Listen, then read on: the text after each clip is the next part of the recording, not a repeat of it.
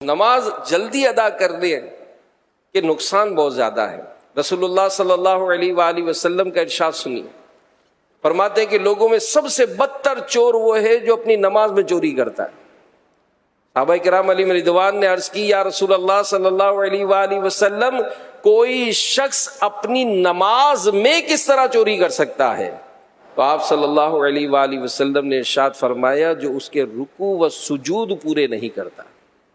اور آج یقین مانیں، اگر یہ نماز جنہوں نے سیکھی ہے نا، وہ جو سر پکڑ لیتے ہیں، یار کیا میری 50 سال کی نماز ضائع ہو گئی، کاش میں پہلے سیکھ لیتا، کاش میں یوں کر لیتا۔ یہ بعضوں کا جو اعتکاف میں منظر آتے نا کہ آج ہم نے غسل کرنا سیکھا، آج ہم نے نماز پڑھنا سیکھی۔ بھائی عمر کتنی ہے آپ کی؟ 50 سال۔ نماز کب سے پڑھ رہے ہیں؟ جی بچپن سے پڑھ رہے ہیں۔ ارے بچپن سے نماز پڑھی تو یہ نمازیں تو قبول ہی نہیں ہوں گی۔ ہم نے تو جلدی کی تھی، کاش اگر یہ 5 منٹ جو ہم نے بھاگم بھاگ نماز پڑھی، اس کی جگہ ہم 10 منٹ کر لیتے، ہماری نماز سکون سے ہو جاتی۔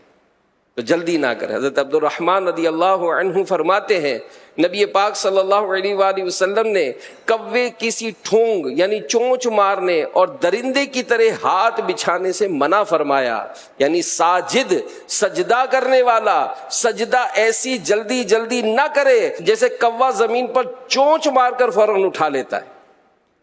بعض اوقات آپ کو یہ نظارے ملیں گے، آپ توجہ سے نماز پڑھنا شروع کریں تو آپ کو ایسی غلطیاں لوگوں کی سامنے آئیں گی کہ یار واقعی یار یہ غلطیاں تو میں بھی کرتا تھا۔ جنہوں نے نماز کو ہم کو طریقے سے سکھایا، اور سجدے میں کونیاں زمین سے نہ لگائے جیسے کتا بھیڑیا وغیرہ بیٹھتے ہوئے لگا لیتے۔ سجدے کا طریقہ کیا ہے؟